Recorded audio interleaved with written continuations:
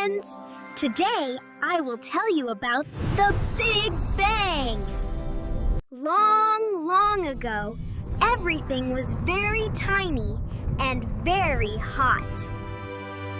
Then the universe started to grow bigger and bigger. The Big Bang was not a bomb explosion. The Big Bang made no sound at all.